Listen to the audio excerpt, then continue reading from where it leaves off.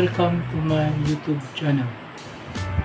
For today's video, tuturo ko sa inyo kung paano bayaran ng isang self-collected bill gamit ang GCash application. So,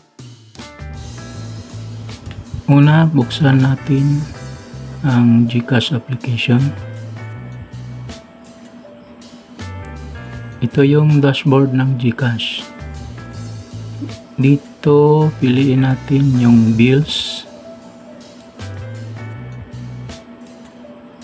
Sa categories naman, click electric utilities. Then, scroll down, hanapin ang logo ng Samselco.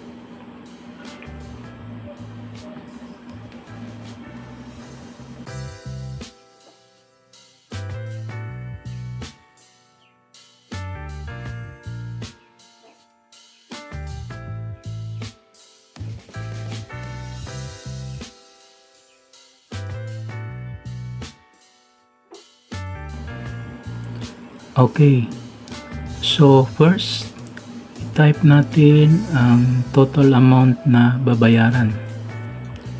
Base po natin sa ating mga billings.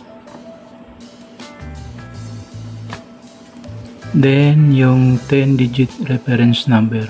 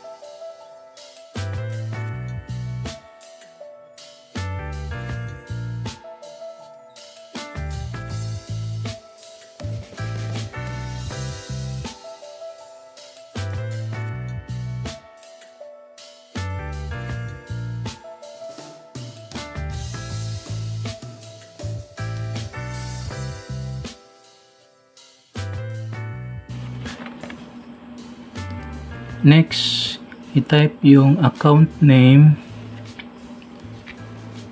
Sa email ad naman, this is optional. Pero mas maigi pa rin na lagyan ng email ad.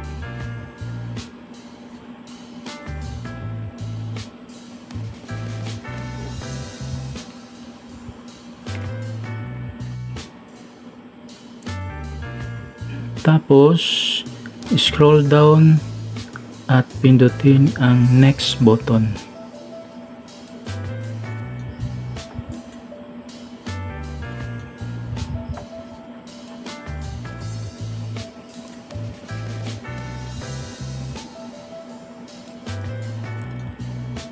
Okay, so bago natin i-confirm, we need to double check the datas. Then press confirm.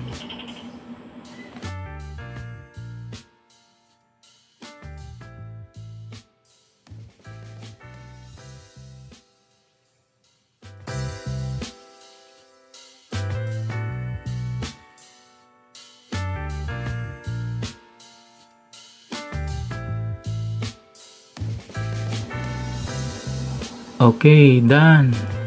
Ito na yung resibo mula sa GCash na ating nabayaran.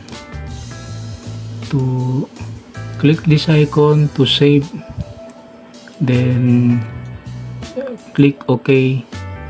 So ito mapupunta po sa ating gallery ng cellphone. Now, as you can see, nabawasan yung available balance. So